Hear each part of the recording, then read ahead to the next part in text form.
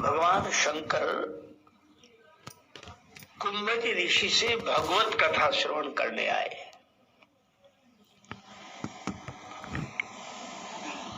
चरित सिंधु गिरिजा रमन वेद न पावे पार। चरित सिंधु है,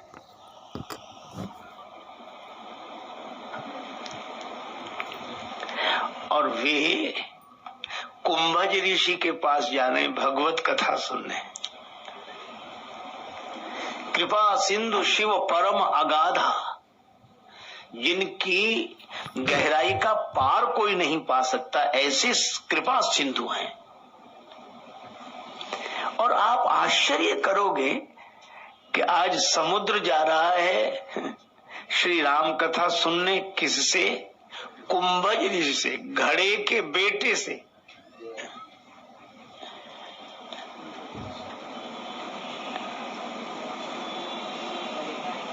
घड़े, कुंभ कहते हैं घड़े को,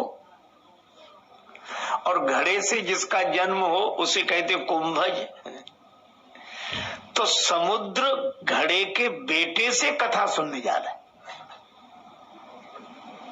इसीलिए श्रीमद् भागवतकार कहते हैं वैष्णवा नाम यथा शंभो।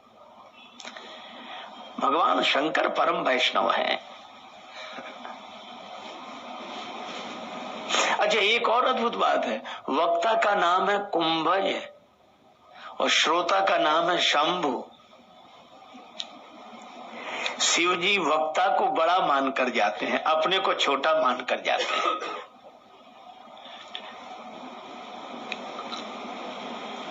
समुद्र घड़े के बेटे से कथा सुनने जाए। अच्छा, और एक बात देखो, शिव जी का निवास सबसे ऊंचा, शिव जी का निवास सबसे ऊंचा, ऊंचाई पर, लेकिन भगवत कथा सुनने के लिए वे नीचे उतरते हैं। किसी ने भगवान शंकर से कहा कि आप अपनी ऊंचाई का स्थान छोड़कर नीचे क्यों उतर रहे हो? भगवान शंकर ने कहा कि हम उनकी कथा सुनने जा रहे हैं। भगवान ऊपर से नीचे उतरते हैं भक्तों को सुख देने के लिए, और हम नीचे से ऊपर की ओर उठते हैं। हमारे भगवान जब नीचे उतर कर आए तो हम भी नीचे उतरेंगे। सचमुच यह गुण भगवान शंकर से ही सीखा जा सकता है। श्रोता का यही गुण होना चाहिए, वक्ता से अपने को छोटा समझे। शिव जी से किसी ने कहा कि आप घड़े के बेटे से कथा सुनने क्यों जा रहे हो?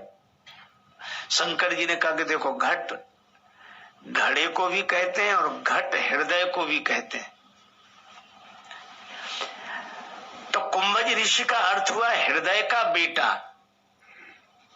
तो हृदय से किसका जन्म होता है? तो कहा बुद्धि से विचार का जन्म होता है और हृदय से भाव का जन्म होता है। तो शिव जी कहते हैं कथा तो भाव के द्वारा ही सुननी चाहिए। भाव सहित सो यही कथा करो श्रवण पुटपान।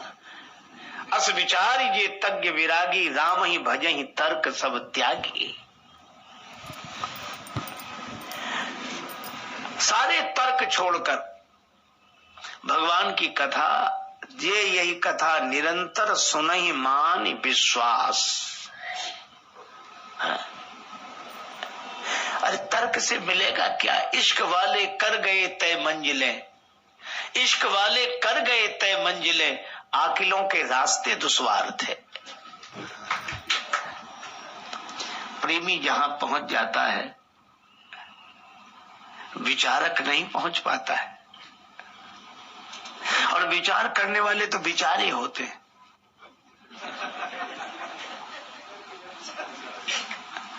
हमें विचार अवश्य करना चाहिए, विचार जरूर करें, लेकिन विचार ही तो न करते रहें।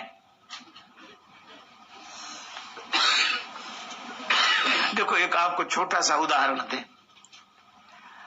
आटे की रोटी बनती है, लेकिन आटे से किसी का पेट नहीं भरता, पेट रोटी से ही भरता है।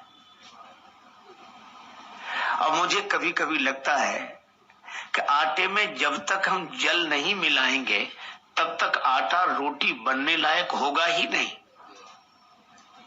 तो हमें लगता है कि हमें अपने विचार के आटे में थोड़ा भावना का जल मिलाना चाहिए।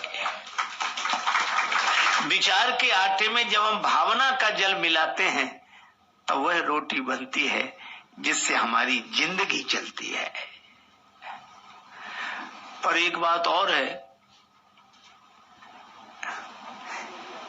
ज्यादा जल न मिला दे, नहीं तो आटा ही घोल बन जाएगा, रोटी बनने लायक रहेगा ही नहीं। तो ज्यादा भावुक नहीं, उतना ही मिलाएं ताकि आटे की रोटी बन सके।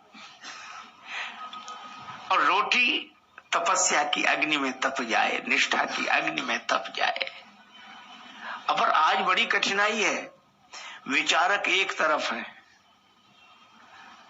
वो बेचारे भाव भरे लोगों के दिल की बात सुनते ही नहीं, उपहास करते हैं। और जो भक्त हैं वे विचारकों का उपहास करते हैं, और जबकि जिंदगी दोनों के मिलने से बनती है।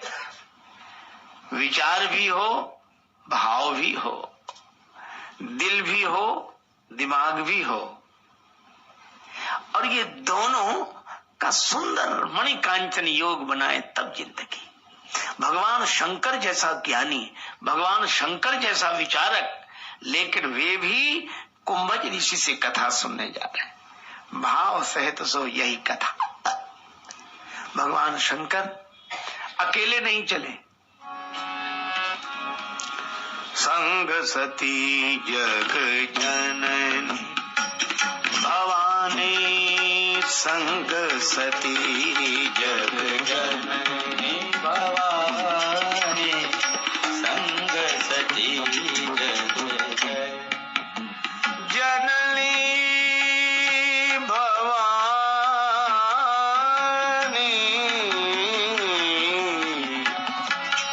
संग सती जग जननी, जग जननी भवानी, संग सती जग जननी भवानी, संग सती जग जननी, जननी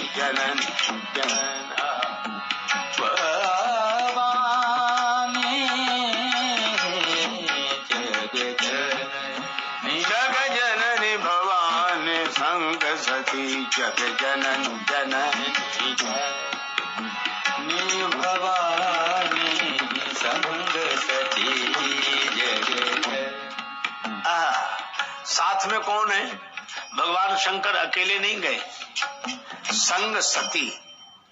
अब आप एक बात देखना, शंकर जी का भी नाम 2 अक्षर का शंभु, और सती माता का नाम भी 2 अक्षर का सती। तो नाम से तो दोनों बराबर हैं, लेकिन सती माता ने क्या किया, अपने नाम के साथ उपाधियां जोड़ ली। संग सती जग जननी भवानी।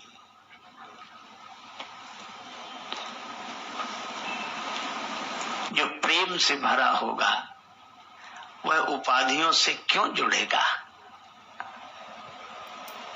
रफ्ता रफ्ता इश्क में बेआबरू हुए, पहले आप से तुम, तुम से तू हुए। प्रेम ऐसी स्थिति में हमें उपस्थित कर देता है कि भक्त भगवान का ऐसा संबंध हो जाता है। आप नहीं कह पाते श्री तुलसीदास जी राम जी को, इस तरह मिला दिया है कि श्री तुलसीदास जी बोलते, तू दयालु दीन हो, तू दानी हो भिखारी, हो प्रसिद्ध पातकी, तू पाप पुंजहारी। मुझ में समा जा इस तरह तन प्राण का जो तौर है, फिर